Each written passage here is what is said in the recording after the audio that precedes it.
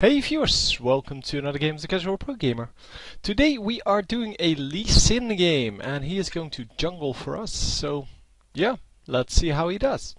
So Lee Sin can be played as a top laner or as a jungler, not really very good in mid lane or bottom lane, although I have seen him played successfully as a support, because he can do a lot of damage at low levels.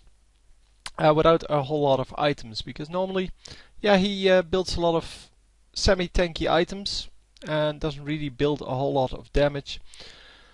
So yeah, I've seen him in one of the Hotshot games once, where Hotshot was going the AD carry and he was going Lee Sin, and yeah, he said he was going to farm on champions instead of minions. And that's indeed what he did. So that was a pretty hilarious game. I have no idea where to find it now, because there are so many Hotshot games on the General Weiser account that yeah, I truly have no idea. But that was a very funny game to see. So we have Mordekaiser mid, we have a bot lane of Mumu and what's this face? Ezreal. And we have top lane Aurelia. So they are going to start at the enemy red, because that's what you do, right? If you're a BN jungler, you should go for the enemy red. So the enemy jungler is Jarvan, and Jarvan obviously doesn't start at red. And Mordekaiser even coming in to help here. Mordekaiser taking kind of the wrong route. He needs to walk over here instead of over here, because yeah, otherwise they get spotted, and you don't want the enemy to see what you're doing there. Yeah, indeed, he has to stop showing himself. So yeah, this stealing the enemy red buff is a really smart thing to do at level 1 if the enemy jungler starts at blue, because, well, nobody's going to be over there. Nobody's going to defend this. So it's a free red buff, and if the enemy wants to take your red buff, then first of all they're still behind. Well, they're behind if they don't, and if they do get your red buff, then they're not really ahead, and they have to risk quite a lot to get that, because by the time that he realizes his red is gone, obviously a lot of well, a lot of wards can have been placed. So crossing the river is not well, something you do very lightly, and especially if you have a good bottom lane. So immediately going for the gank here, doing a good amount of damage, and actually going to do more, because Nautilus didn't run to his tower there. And yeah, that last part, the resonating strike, really wasn't necessary to take for Nautilus. But yeah, he wanted to feel more pain, and indeed did so. So about 250 life remaining there, and Aurelia is going to have a very easy time, well, getting him out of the lane, not actually managing to get the kill there. And yeah, Nautilus top lane, as I said previously, it's not the strongest. He's a very good jungler. He's not a really super fast jungler, but oh, mid lane getting ganked. Yep. Yeah, no observer mode on, so I'm not going. Oh, sorry, spectator mode on. So I'm not going to watch the other lanes. I'm just going to watch Pete here, having a good time in his jungle, and he was watching the mid lane to see if he can gank that and get a successful kill out of that. So now he's going to watch in a minute whether the enemy jungler actually got his red buff. Because obviously I didn't see that on the gank. Could have seen that, but no, the red buff is gone. So yeah, the enemy taking that, but as I said, he's not really ahead by doing so. That's the good thing about this. And yeah, going for the big golem first, I would have definitely hit the small one, because if the Jarvan took the big one, so if he counter jungled over here and got the big one, he would have had to run all the way around anyway. But since he didn't take the raids, it's pretty safe to assume he didn't take the golems either. So going to walk around here, and there seems to be a ward out, but there isn't. Wow, that was an excellent hit. That was very hard to hit. But he is going to get, well, killed here because of the excessive amount of damage they have. The exhaust going down on him to make sure that he couldn't kill the jungler. And for the rest, everyone doing a good job. So Aurelia should really have no trouble keeping this guy at bay. Well, early game maybe a little bit, but yeah, both of them build quite tanky. They should build quite tanky.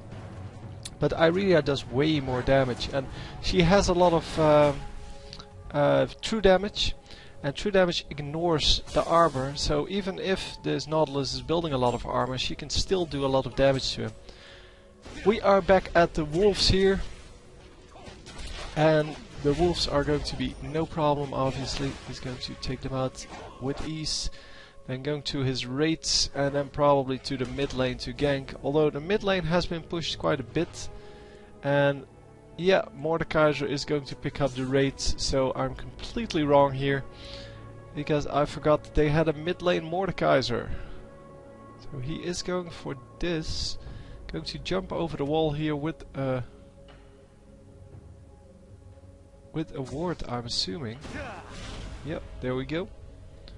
Jumping to that, and going to sneak around the back here and make sure that he can get this really easy. Come on.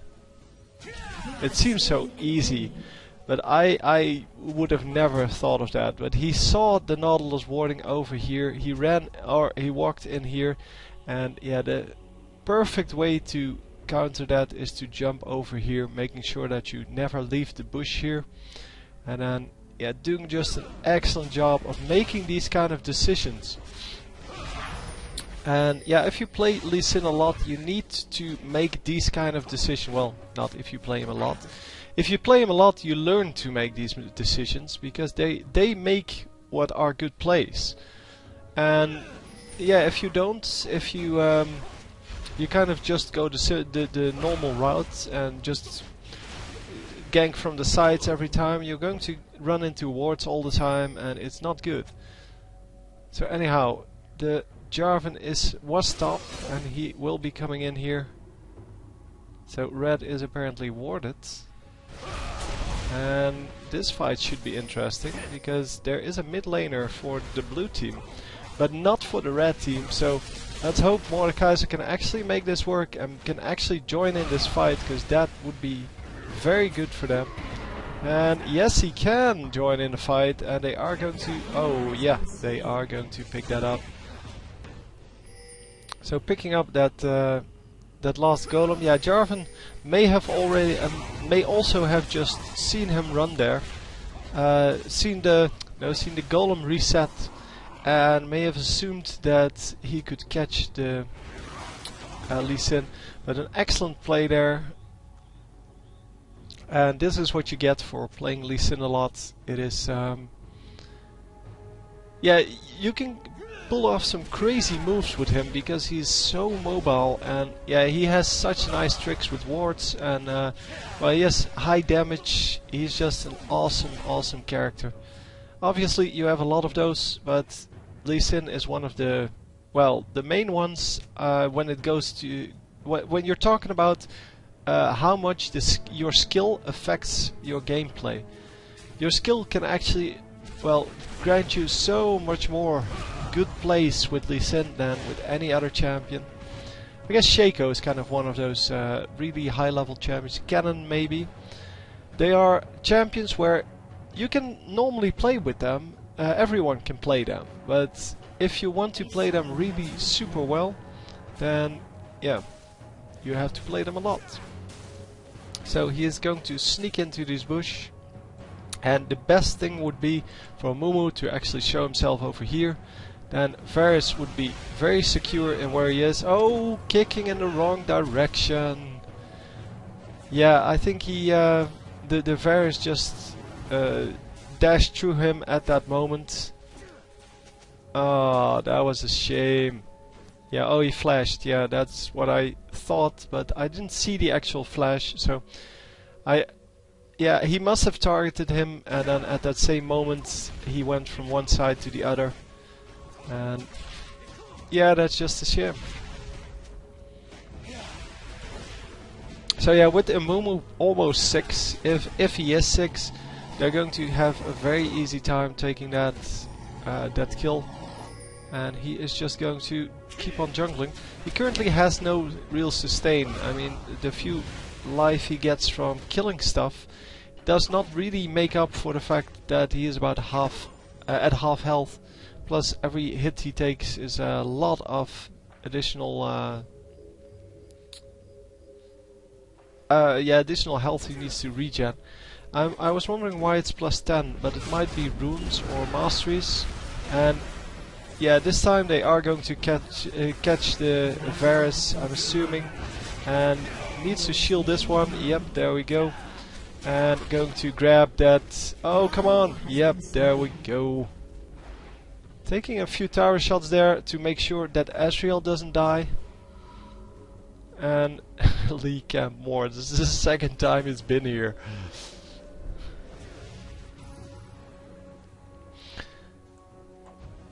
Yeah, Varus Vigar in the meantime. Getting a kill here, I think, or pushing Mordekaiser out of the lane, that might also be the case.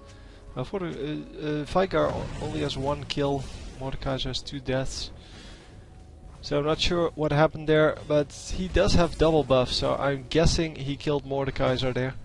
Mordekaiser should be ahead in farm, and he is 91 to 57, so yeah, definitely ahead in farm.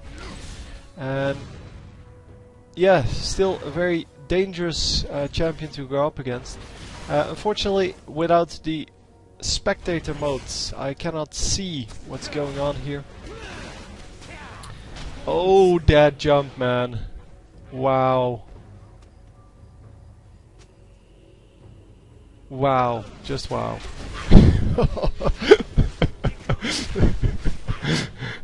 Man. That jump was so insane. Oh my god. I'm going to make a compilation video of this because this is just insane. I know this is regular Lee Sin play, but still, yeah, if people pull it off, it's just so amazing. So yeah, placing a pink ward, even though the ward did time out, so they could see there was probably no ward there because nobody places a double ward. So Dragon is going down quite rapidly, does have his smite up, so should be no problem. Picking that up with ease before the enemy jungler is even near this place. And the enemy jungler doesn't even have a ward. But that's kind of sad. But he is going to come in and do some damage. And yeah, this is now a problem because yeah, both of the bottom laners were still there, and yeah, a nice dodge there from the Ezreal, getting out of that situation with ease and actually going to survive here. Nicely done. So yeah, Lee Sin all over the map here. It's quite impressive, to be honest. And yeah, I don't know what he's trying to do here, but he's just wasting his time. He's probably now at these golems, and oh no, he just went out. He knew it was too dangerous to stay in there, and yeah, with Lee Sin coming back. And apparently bottom lane having some trouble. Yeah, that's because you go Amumu support. Who goes Amumu support? Really? So it's 2 kills versus versus 1 kill. So it's not really a problem in that regard. 117 minions to 84 minions. That's more the problem, I think. And going to flash here, but the ultimate not yet coming out. There's the ultimate, and he is not going to survive this, obviously. Oh, come on!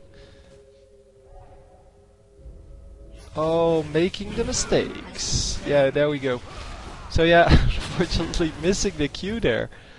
And some pretty nice plays for the rest, but yeah, if you miss the Q, Lee Sin becomes so much less useful in fights. I'm going to grab the enemy blue buff here, I'm assuming. Or, oh, he's going for mid lane. Okay, that's cool.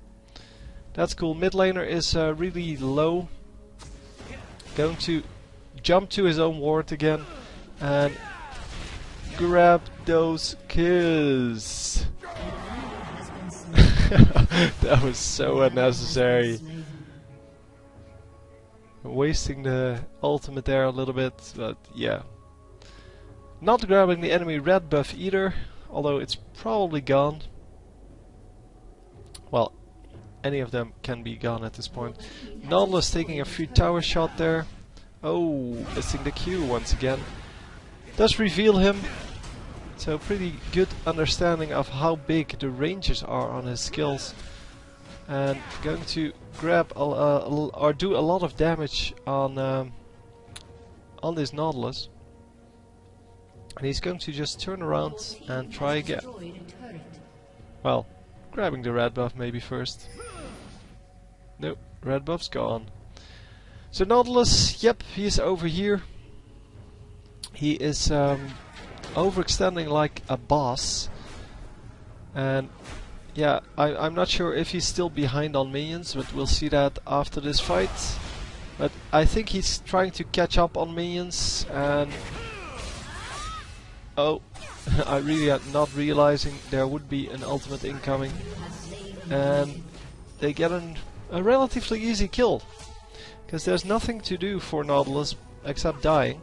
So it's 58 to 98, so yeah, that we can say that she's ahead now. And yeah, you already checked that.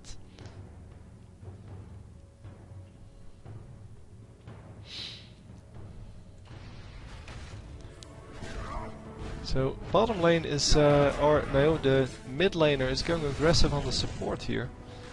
And we will have to see if, yeah, if he actually survives that, I wanted to say, but he was already dead. So no real big surprises there. Yeah, going to ult here, and Lee Sin is going to die. Yep.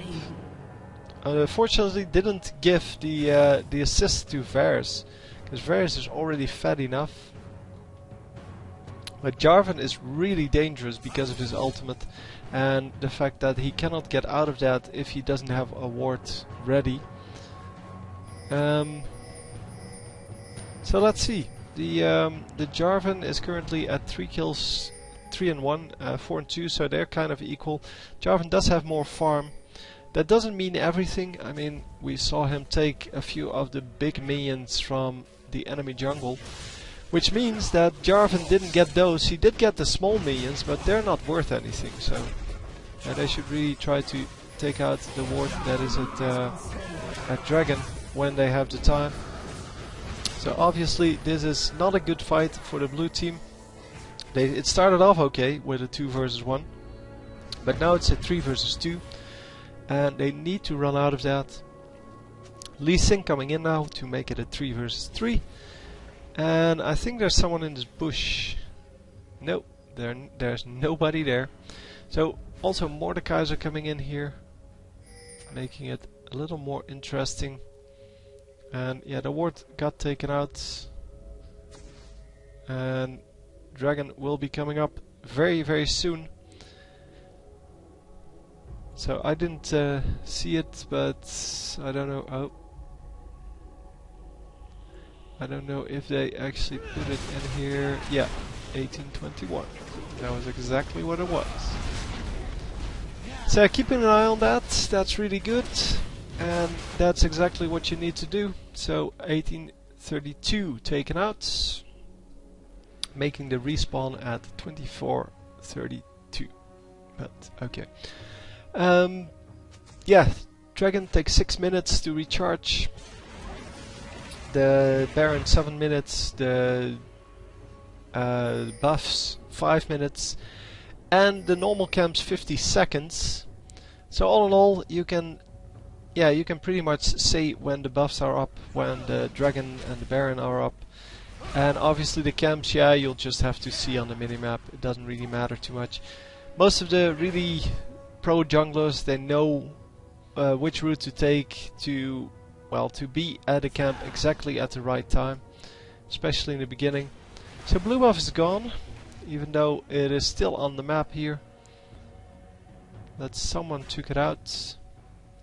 It's not very friendly, so he's going to retaliate by taking enemy red, I'm assuming. Or is he going to snipe this? Oh yeah, he is going in the jungle.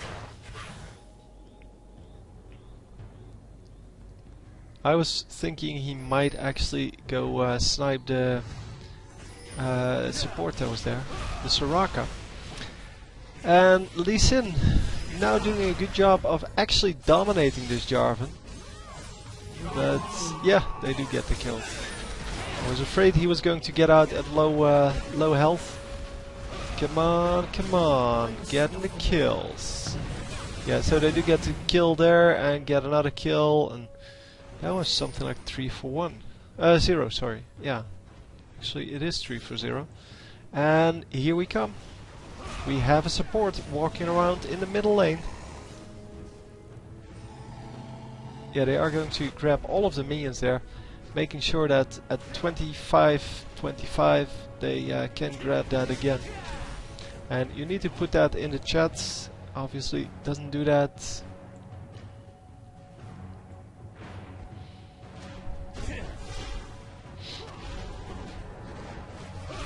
So they're going to grab a second turret here on this lane. And yeah, it is going to be hard to take all these tower shots and still be in the fight, so they take way too many tower shots here. And a nice ultimate from our Amumu here. And they will have to, oh come on, they will have to defend a little bit better than this if they want to stay alive. This is getting really risky. Oh, so sad.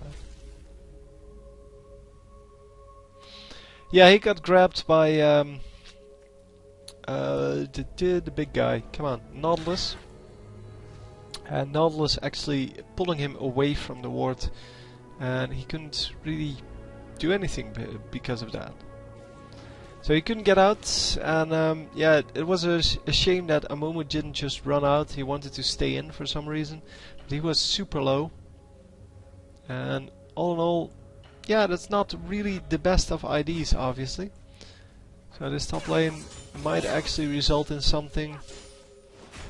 Getting the stun off, and as you can see, character just keeps running because of how the replay system works. The server doesn't update the situation until, well, like once every second. So until much later, or once every 2 seconds, I don't know exactly. So going to go aggressive on the enemy jungler once again, and yeah, they are going to kill him pretty easily actually.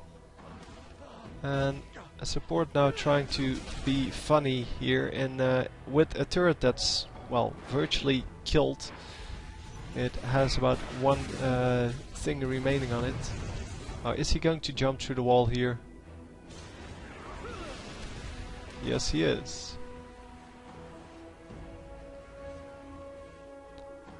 Oh man, is he going to stay there? Kicking her through the wall. Excellent. And now going to go to its...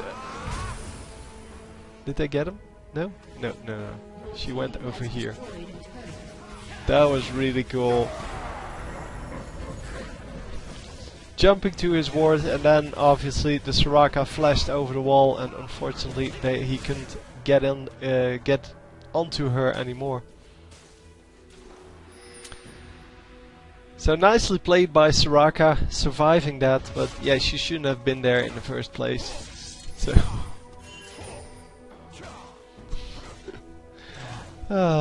yeah, crazy things, man, crazy things. He's trolling a little bit at this moment because they're 7 kills ahead, and they should have no problem here winning this. Winning this game. Obviously Varus is still pretty fed, so he is pretty dangerous. But yeah, those kind of things make a game fun. You don't have to go try hard mode all the time. You just need to make sure that you don't screw it up for your team. But if you're ahead, you can kind of wing it a little bit.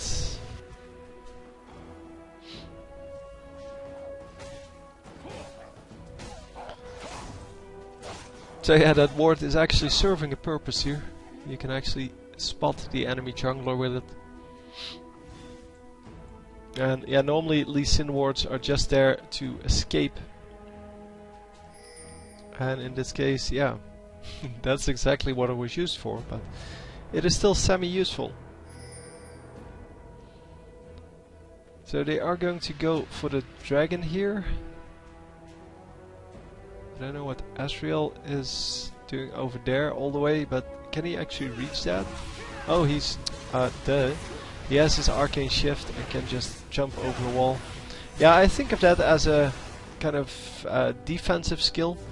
So not something you use for these kind of situations.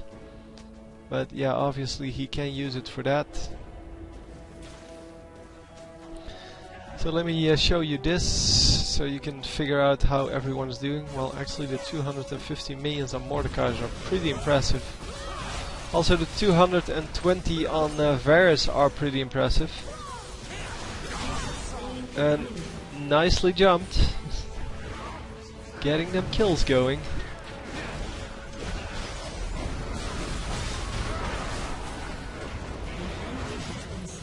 So yeah, staying, or the Asriel staying back a little. Oh, Asriel still taking the tower shots. Oh, that is such a shame. He had such a good ID there. By staying back a little, waiting for the turret to focus something else, and then going in there. He actually wanted to destroy the turret without getting into danger. But yeah, he has to go back now, and is actually fine, well, going back now, but...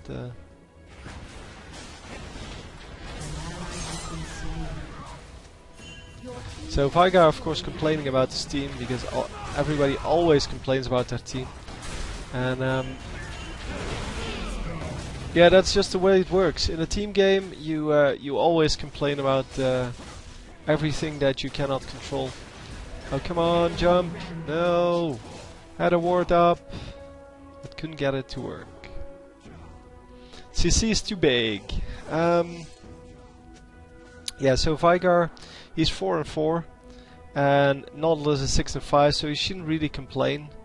He has 133 versus 260, so he did nothing to prevent Mordekaiser from farming, which is really hard to do in the first place. So don't get me wrong, I understand that.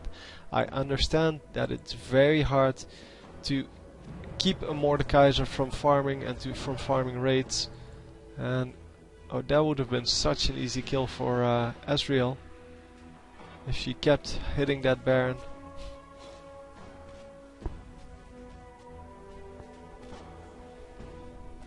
But yeah, they overextended quite a lot there, but they did get an inhibitor, and an inhibitor is worth a kill or two. Although technically it's not. The super minions put or push your enemies in the base so hard that there's really nothing they can do about you taking Dragon and Baron and such. So although the inhibitor itself isn't really worth anything, well, it's 50 gold. The fact that you have super minions is worth a whole lot. So they are going for Baron. The enemy just warded that, I'm assuming. Although I didn't really see that. No, they did not ward that because Jarvan just dropped his ward in. But they... oh, they lost the Baron. Wow. Wow.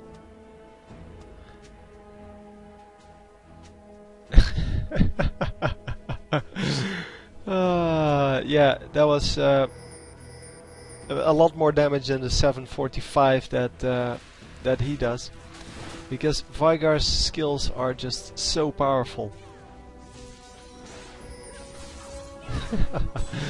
Yeah, there's not a whole lot he could do about that. I would have liked to have the observer mode on, no, spectator mode on now, because then I could have seen whether he actually made a mistake or it was just well played by Vigar. Obviously, the whole team made a mistake there.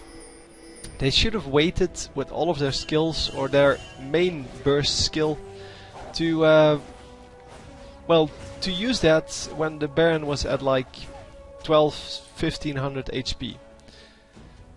Because if you all burst the Baron at 1500 HP, there is no way the enemy can steal it.